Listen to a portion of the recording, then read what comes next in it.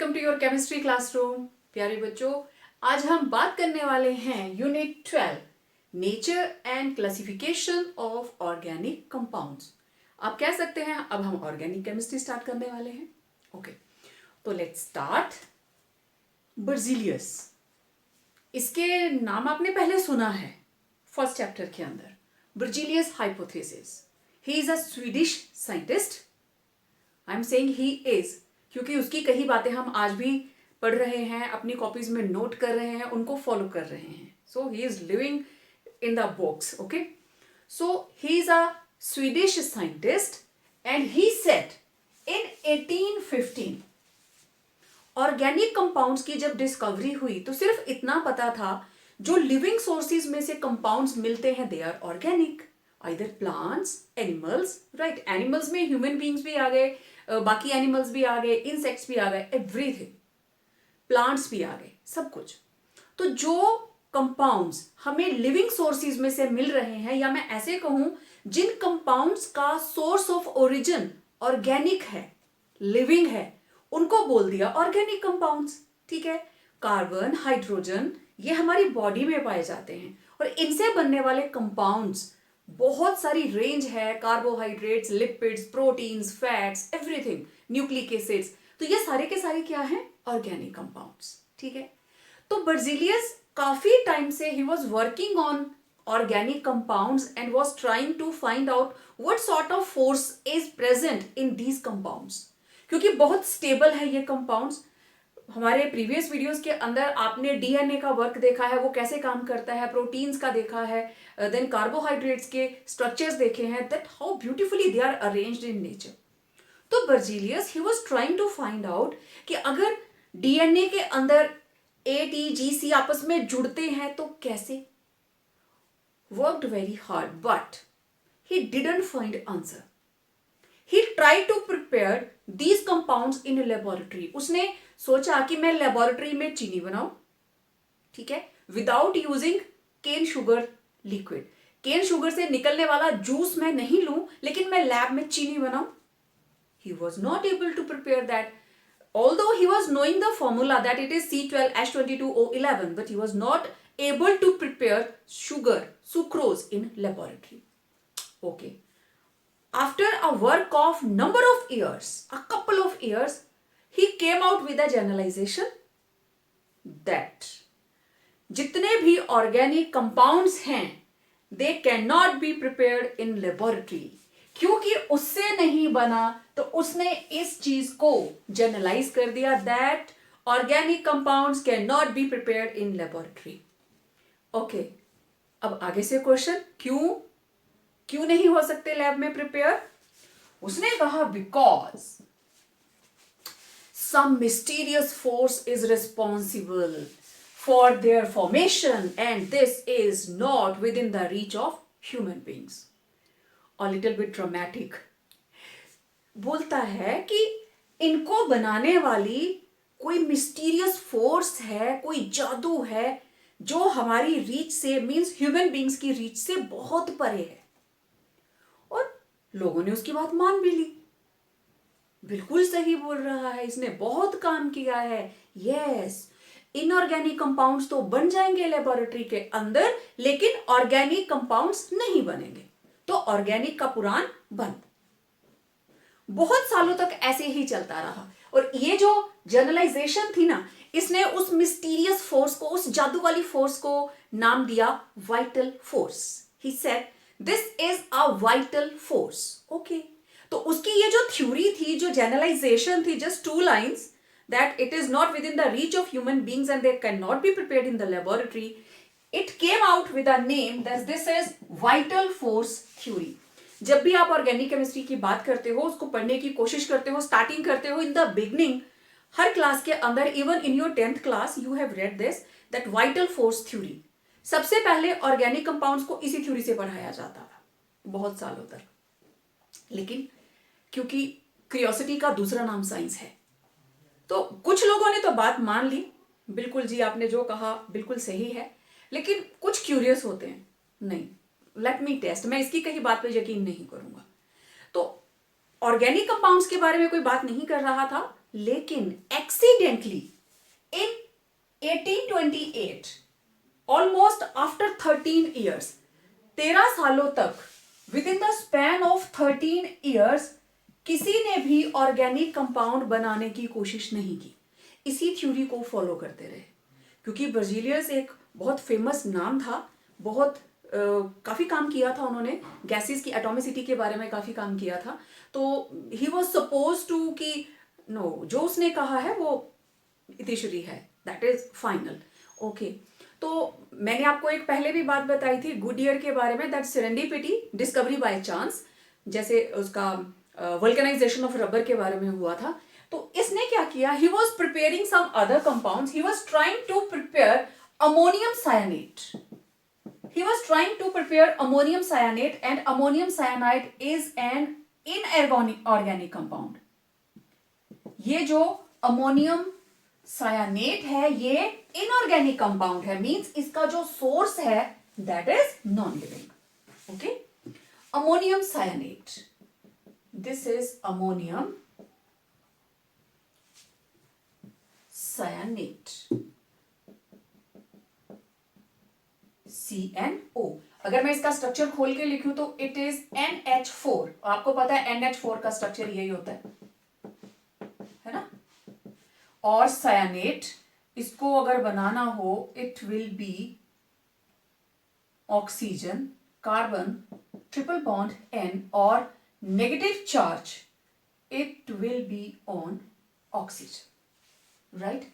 It is bearing negative charge, तो ये are bonded together, ये दोनों साथ में जुड़े हुए हैं। वेल, तो दिस वाज अमोनियम सायानेट। तो वो इसको बना रहा था। नाउ ये देखो केटाइन और ये रहा एनाइन, दोनों में आयनिक फोर्स, हाँ एनाइन के अंदर कोवलेंट बॉन्डिंग नजर आ रही है।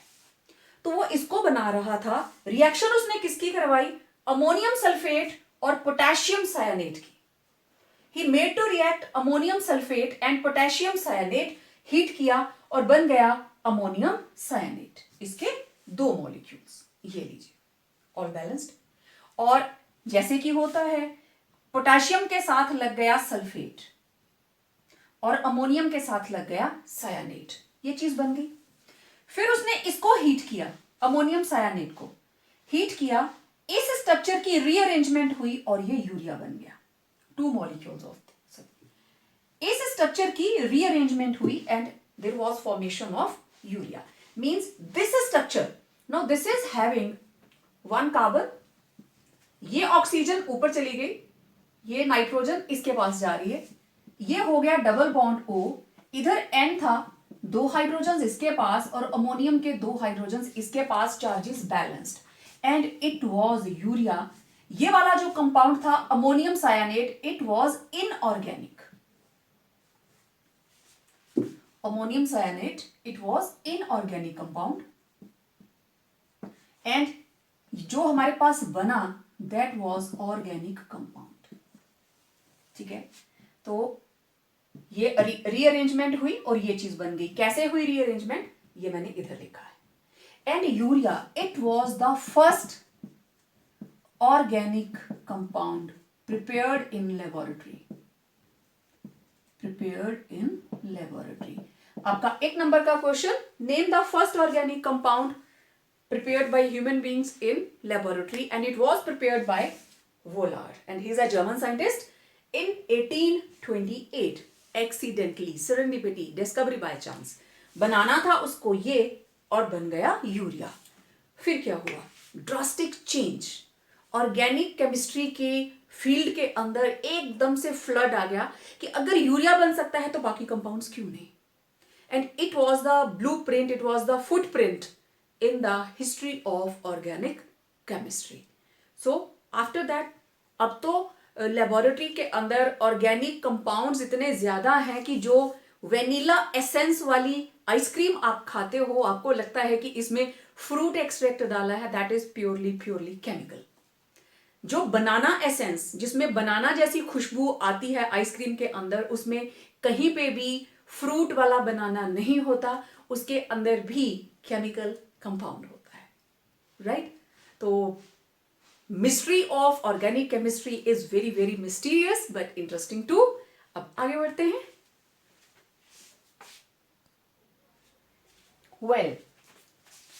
अब थोड़ा आगे बढ़ते हैं। अब ऑर्गेनिक केमिस्ट्री किसको बोलेंगे?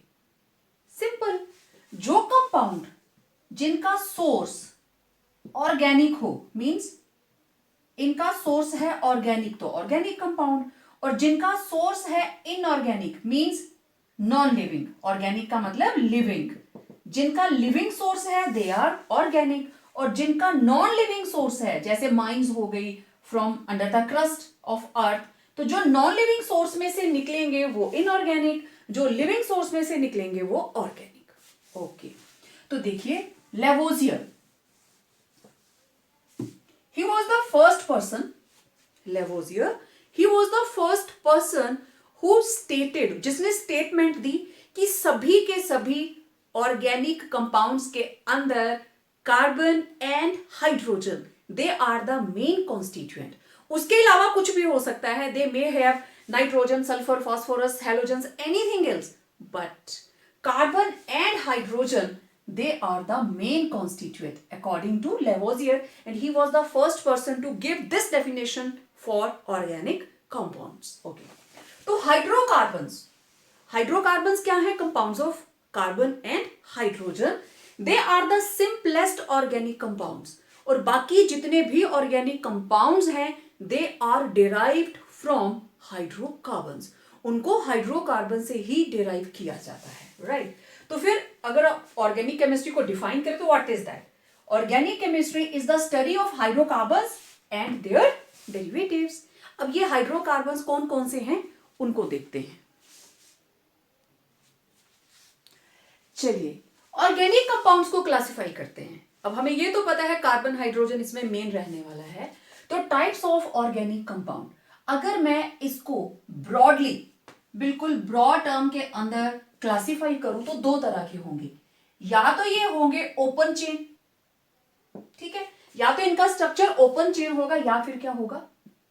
क्लोज्ड चेन और ring,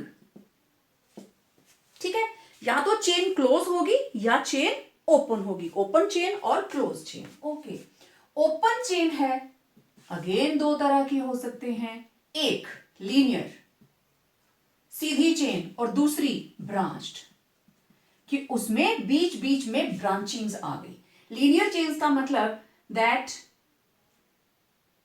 carbon is bonded to another carbon forming long straight chain। Linear का मतलब लॉन्ग स्ट्रेट चेन, ठीक है, जैसे ये रही दो कार्बन की, ये रही तीन कार्बन की, चार वैलेंसीज हैं, बाकी जगहों के ऊपर हाइड्रोजन, ठीक है, ये चीजें आप बनाते हो पहले भी। तो तीन कार्बन की, let it be of 4 carbon, ये जितनी जगह खाली है यहां कौन लगा है? हाइड्रोजन हाइड्रोजन हाइड्रोजन, क्योंकि these are hydrocarbons, ठीक है। छोटी क्लासेस से आप यही करते आ रहे हो, इसको थोड़ा और मैं स्मॉल करके लिखती हूं। ओके, अब देखो लीनियर चेन मतलब स्ट्रेट चेन, तो पहले मैं दो कार्बन की बनाती हूं, 1 2, ठीक है, कार्बन की टोटल वैलेंसी 4, तो 1 2 3, हाइड्रोजन हाइड्रोजन हाइड्रोजन 1 2 3 हो गई, दोनों तरफ 4, ये दो कार्बन की होगी, 1 2 3 4 कार्बन की, ठीक है। अब एक कार्बन के साथ 3 हाइड्रोजन मैंने इकट्ठे लगा दिए, जो यहां पे आएगी 1 2, इसके साथ लगेंगी 2, 1 2 इसके साथ लगेंगी 2, इधर 1 इसके साथ लगेंगी 3। Got it? तो किसी भी तरीके से आप इसको बना सकते हो, 3 कार्बन 1 2 3, CH3 CH3 CH2, तो ये हो गई लीनियर चेन। अब देखिए branched chain, carbon is bonded to another carbons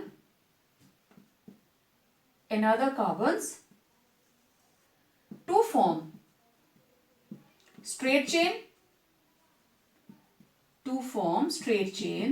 as well as branched chains, ठीक है।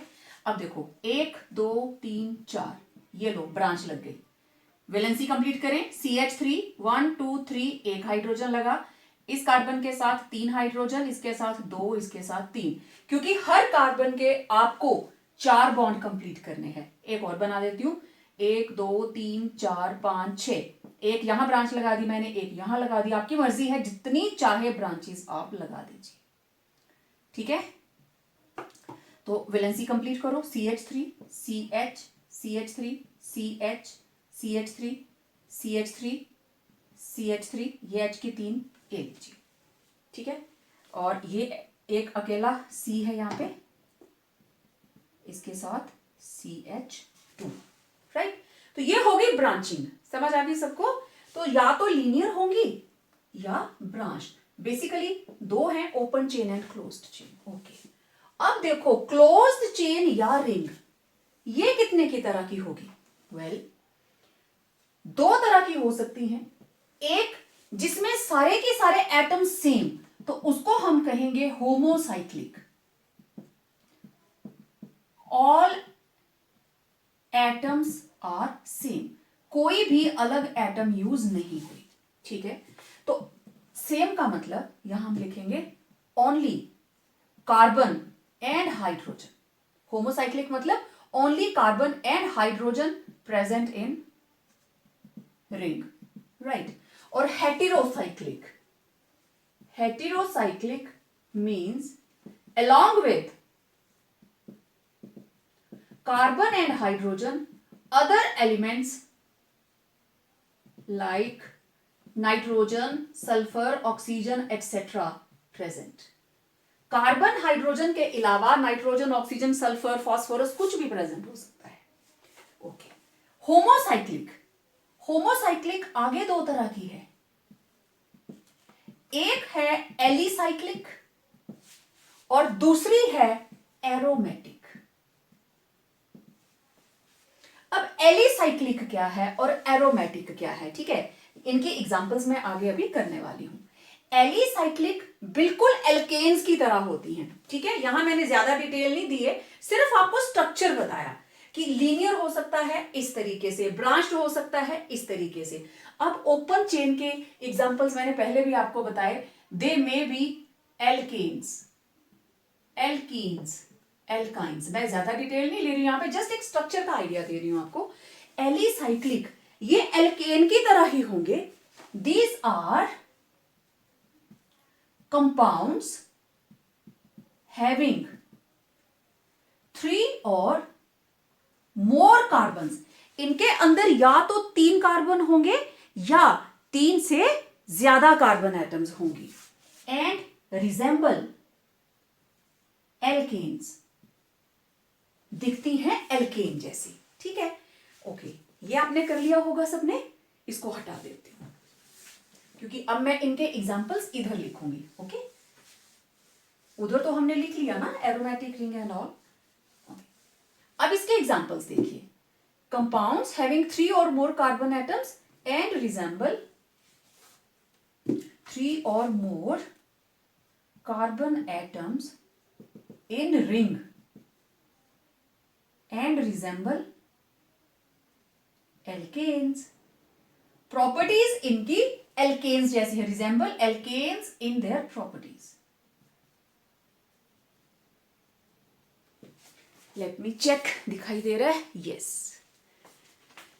तो होमोसाइक्लिक है 2 तरह के। ओके, तो अब देखो एलिसाइक्लिक की एग्जांपल्स।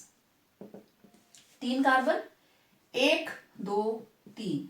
एल्केन का मतलब कहीं पे भी डबल बॉन्ड नहीं है, हर कार्बन की 4 वैलेंसी पूरी कर दीजिए, 4 बना लीजिए, 1 2 3 4, 2 2 होगी कार्बन की वैलेंसीज कंप्लीट, 5 बना लीजिए, 6 बना लीजिए, आपकी मर्जी है। 6, ये हो गई 6 मेंबर्स। ठीक है, हर कार्बन की valency complete, CH2 CH2 CH2 CH2 CH2। मैं यहां पे नाम नहीं लिख रही हूं, I am not writing the name, क्योंकि अभी मैंने आपको नाम नहीं सिखाया है, लेकिन आप थोड़ा थोड़ा जानते हो। 3 के लिए हम प्रॉप यूज करते हैं, साइक्लिक स्ट्रक्चर है तो दिस इज साइक्लोप्रोपेन। 4 है, साइक्लो लगेगा शुरू में, साइक्लोब्यूटेन। 6 है, दिस इज साइक्लोहेक्सेन। तो दीज आर एलिसाइक्लिक, बिल्कुल एल्केन जैसे होंगे, कहीं पे भी डबल बॉन्ड नहीं है, ठीक है। Now what are aromatic compounds? अब देखो एरोमेटिक के अंदर साइक्लिक सिस्टम है जिनके अंदर कम से कम एक बेंजीन रिंग होनी चाहिए। तो these have a cyclic system. These have a cyclic system containing at least one benzene ring. इनके अंदर कम से कम एक बेंजीन रिंग होनी चाहिए। ओके, वेल एग्जांपल्स देखिए। फॉर एग्जांपल एरोमेटिक, सबसे simple example, this is benzene C6H6, right. Okay, benzene के अलावा अगर मैं बेंजीन के ऊपर, बेंजीन ऐसे भी लिखते हैं, मैंने Cl लगा दिया, दिस इज क्लोरोबेंजीन, ठीक है, कुछ भी लगा दीजिए, ये बन गई फिनोल। अगर दो बेंजीन रिंग्स आपस में फ्यूज कर जाती हैं, ये दो बेंजीन हो गई, इसका नाम है नेप्थलीन, ठीक है। और अगर इस तरह की तीन रिंग्स आपस में जुड़ जाती हैं, आप चाहे सर्कल लगाइए, आप चाहे बॉन्ड्स बनाइए, यहां मैं बॉन्ड्स बना देती हूं, ये लीजिए, हर जगह पे ऑल्टरनेट बॉन्ड बनेगा, तो इसका नाम है एंथ्रासीन, ठीक है। Okay, naphthalene, anthracene. फिर देखो तीन बेंजीन रिंग्स आपस में जुड़ेंगी, लेकिन ऐसे ऐसे, तो ये लीजिए, चेक कर लीजिए, कहीं पे भी आपको दो सिंगल बॉन्ड या दो डबल बॉन्ड इकट्ठे दिखाई नहीं देंगे, इसका नाम है फिनेंथ्रीन, दिस इज फिनेंथ्रीन। तो इस तरीके से हमारे पास बहुत सारे ऑर्गेनिक कंपाउंड्स हैं जिनको हम एरोमेटिक की कैटेगरी में ऐड करते हैं। इसके अलावा ऐसे करते हैं, ये रही एक बेंजीन रिंग, फिर इसको ऐसे जोड़ा, ठीक है, इसको बोलते हैं डाइफिनाइल।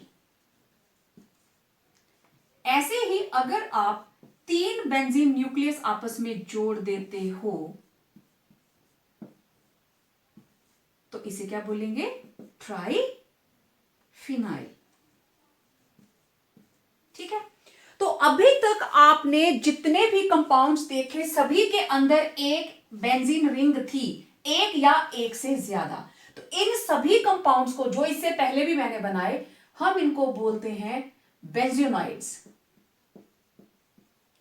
इन कंपाउंड्स को बोलते हैं बेंजीनॉइड्स, ठीक है। बेंजीनॉइड्स इसलिए क्योंकि ये बेंजीन से बने हैं, बेंजीन जैसे हैं, सभी के अंदर कम से कम एक बेंजीन रिंग है। तो क्या सिर्फ वही कंपाउंड ऑर्गेनिक कंपाउंड होते हैं जिनमें बेंजीन रिंग होती है? नहीं, हमारे पास और भी कंपाउंड्स हैं जिनमें बेंजीन रिंग नहीं होती, but still they are aromatic compounds. Let's C.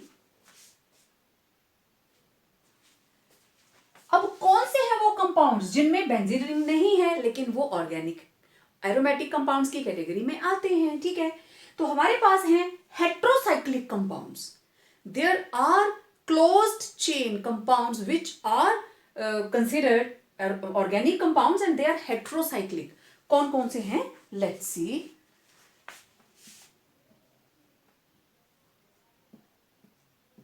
Nitrogen के साथ लगी है एक hydrogen and this is called pyrrole. ठीक है, this is pyrrole. Then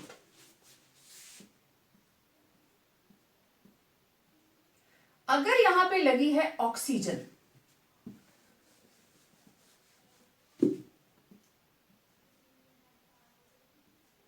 this is furan. Oxygen लगी हो 5 membered ring, this is furan. और अगर ऑक्सीजन की जगह पे लग जाती है सल्फर, सेम कंपाउंड, क्योंकि दोनों का देखो, इसमें भी लोन पेयर है, यहां नाइट्रोजन के ऊपर लोन पेयर है, सल्फर के ऊपर 2 लोन पेयर है। This is thiophene, THIOPHENE, this is thiophene. Okay, then one more compound, 1 2 3 4 5 6, यहां पे nitrogen, carbon carbon carbon carbon, hydrogen hydrogen hydrogen hydrogen hydrogen. ठीक है, तो एक हाइड्रोजन लगेगी, then double bond single bond double bond single bond double bond single bond. तो this is pyridine, इसको बोलते हैं pyridine। ऐसे भी बनाते हैं और इसको ऐसे भी बनाते हैं, one and the same thing. तो ये हैं हेटेरोसाइक्लिक कंपाउंड्स। तो ये एग्जांपल्स आएंगे यहां पे, pyrrole, furan, thiophene and pyridine। इसके अलावा और भी बहुत सारे कंपाउंड्स हैं, ठीक है, जिनके अंदर बेंजीन रिंग नहीं है, but still they are aromatic compounds. Okay, तो अब अगर मैं क्विकली आपको बताऊं तो मेरे पास ऑर्गेनिक कंपाउंड 2 तरह के हैं, open chain and closed chain. Closed chain और मैं इसको बोलूंगी रिंग स्ट्रक्चर। ठीक है, ओपन चेन अगेन 2 तरह की है, या तो होंगे लीनियर और स्ट्रेट चेन, या फिर क्या होंगे, ब्रांच्ड। अब जो क्लोज्ड है 2 तरह के होंगे, या तो होंगे होमोसाइक्लिक या क्या होंगे, हेटेरोसाइक्लिक।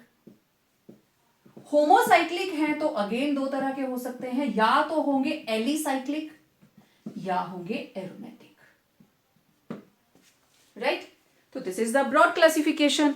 अब मैं थोड़ा सा बात करूंगी एरोमेटिक कंपाउंड्स के बारे में।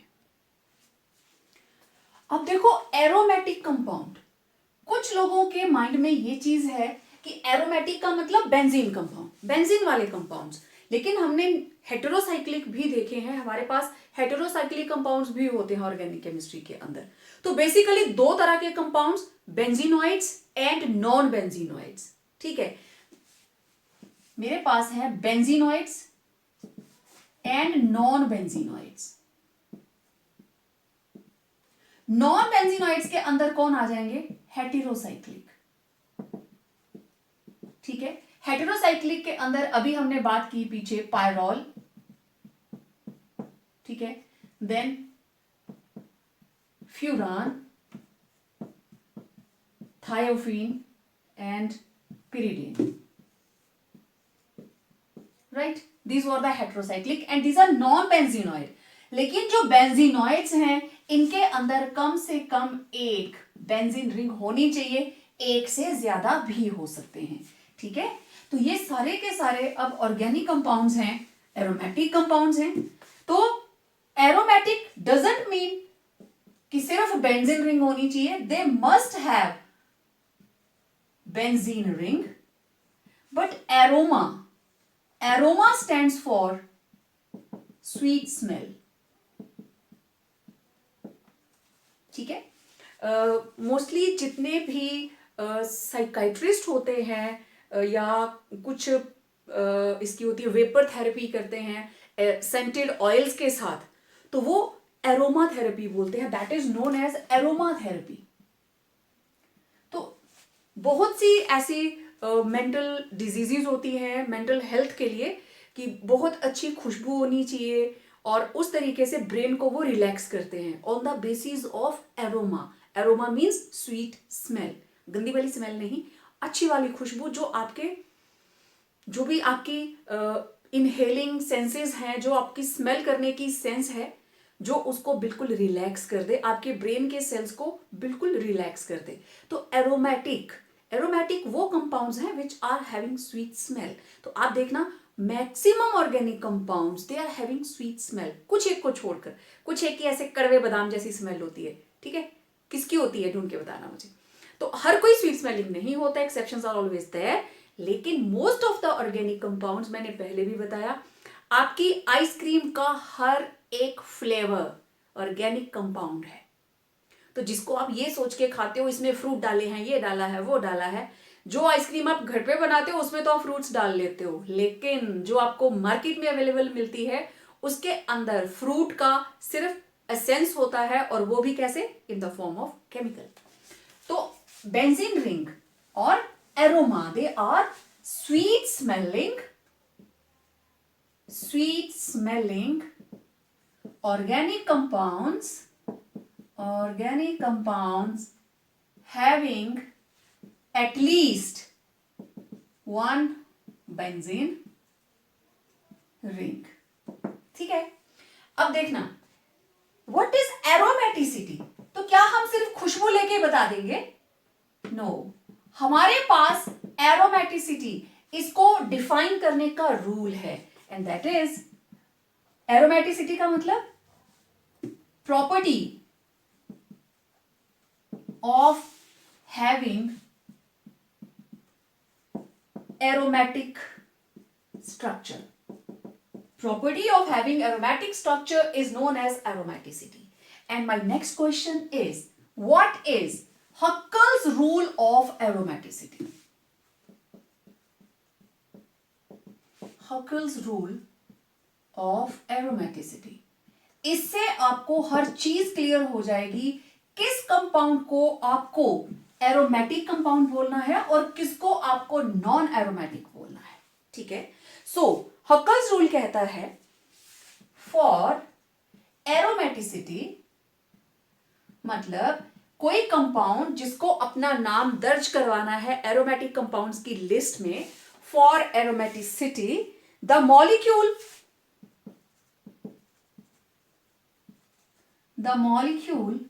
Must be planar,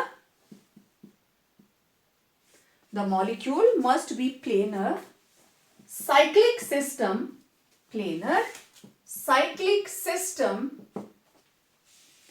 having delocalized 4n plus 2 pi electrons। उसके अंदर 4n2 plus pi electrons होना चाहिए। This is Huckel's rule that aromatic compound must have 4n plus 2 electrons. Okay, for example, if n is equal to 1, अगर n की value 1 put की जाती है, what will we get? We will get 4 into 1 plus 2 pi, means it will be having 6 pi electrons. If n equal to 2, then it will be n equal to 1, और मेरे पास है 4n plus 2 pi electrons, उसे हम कहेंगे aromatic. तो अगर 4 into 2 plus 2, it will be 4 to the 8, 8 plus 2, 10 pi electrons. Okay, then if n equal to 3, what we will get? ये रहा n equal to 2, n equal to 1.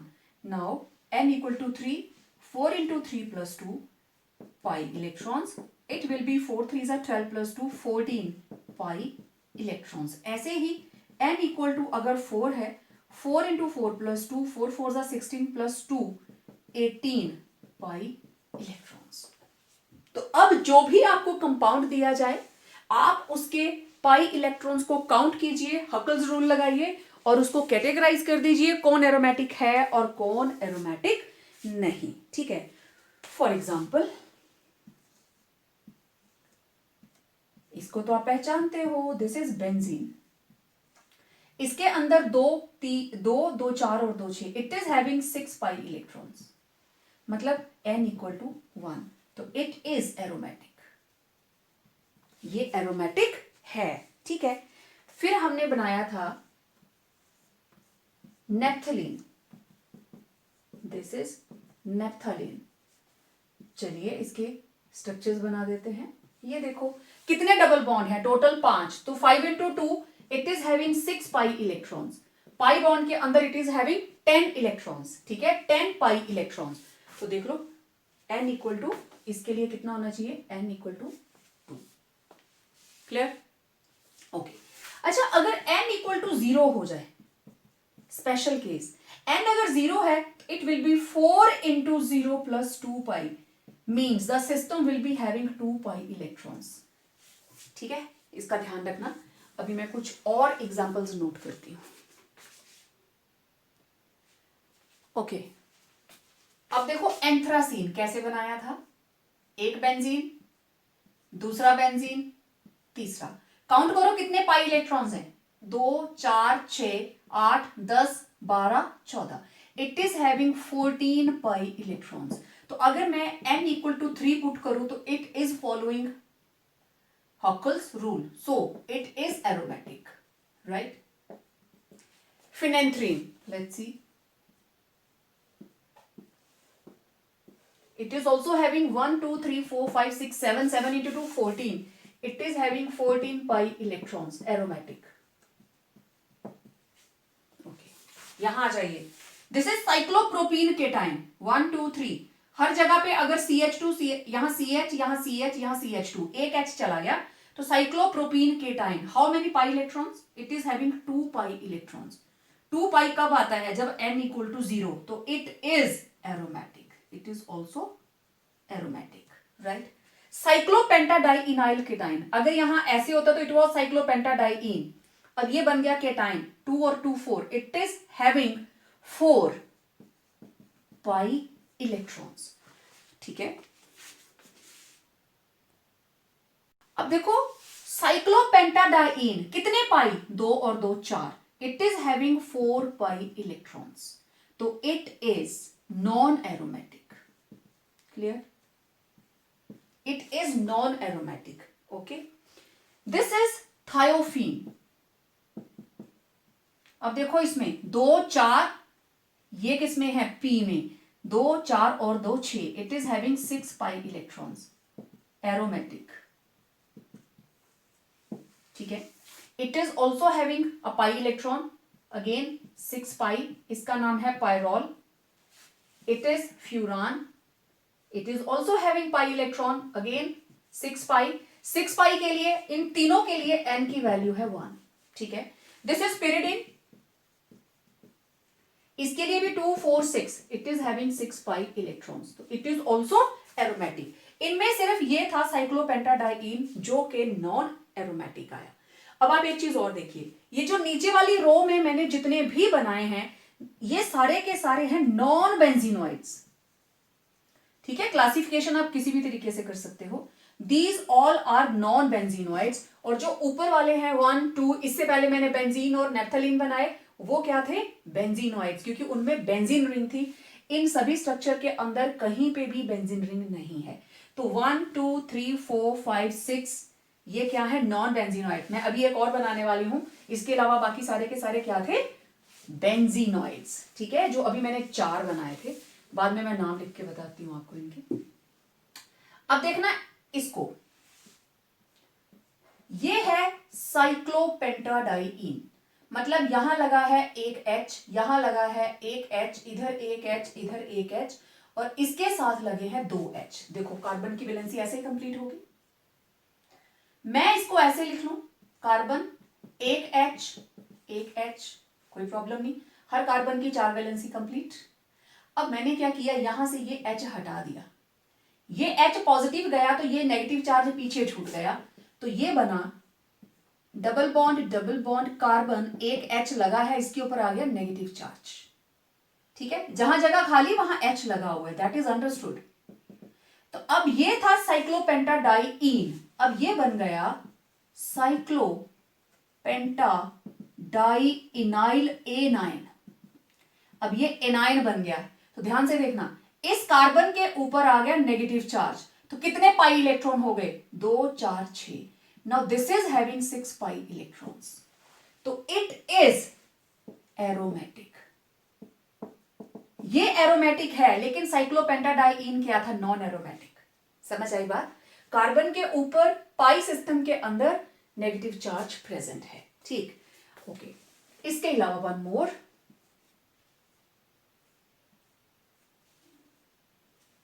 ठीक है. 1 2 3 4 5 6 7 8, total 8 carbons, और ऑल्टरनेट पोजीशन के ऊपर लग गया डबल बॉन्ड. ठीक है, 4 जगह डबल बॉन्ड, तो दिस इज साइक्लो ऑक्टा, 8 के लिए octa tetraene, cyclo octa tetraene. Alternation तो बिल्कुल बेंजीन जैसी है, लेकिन how many pi electrons, it is having 8 pi electrons. कितने होने चाहिए थे, आइदर 2 और 6 और 10 और 14 और 18 और 22, 4 का गैप आ रहा है, लेकिन it is having 8 pi electrons, therefore this structure is non aromatic. Clear? तो अब जितने भी इस वक्त आपके बोर्ड पे आपको दिखाई दे रहे हैं, ऑल आर नॉन बेंजीनोइड्स। ये एरोमेटिक हैं लेकिन नॉन बेंजीनोइड्स, सारे के सारे स्ट्रक्चर जितने भी इस वक्त आपके बोर्ड पे हैं, स्क्रीनशॉट लेकर आप इनको अलग से क्लासिफाई कर सकते हैं। नोटेड? ओके, इससे पहले अब जो बेंजीनोइड थे वो आपने देख लिए, उनको भी इकट्ठे बना लेना है आपने। उसके अंदर आएगा बेंजीन, ठीक है, देन नाम नहीं लिखूंगी अब मैं, naphthalene, then this is anthracene, और ये थी फिनेंथ्रीन। ठीक है, तो इस तरीके से आप ये सारे के सारे कौन से हैं, यस, बेंजीनोइड्स। ओके,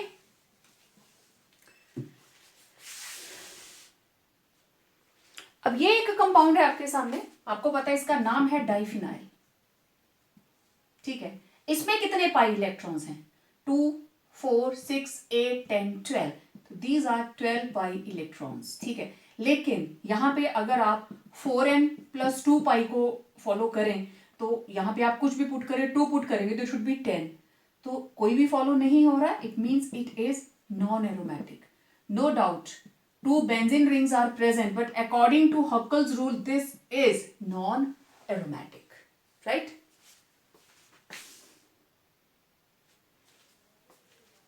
So, किस कंपाउंड को हम एरोमेटिक कंपाउंड बोलेंगे? For a compound to be aromatic, it must fulfill following conditions. ये conditions उसको fulfill करनी है। पहली चीज, the compound must be cyclic, वो cyclic होना चाहिए, with 1 or more pi electrons in conjugated position.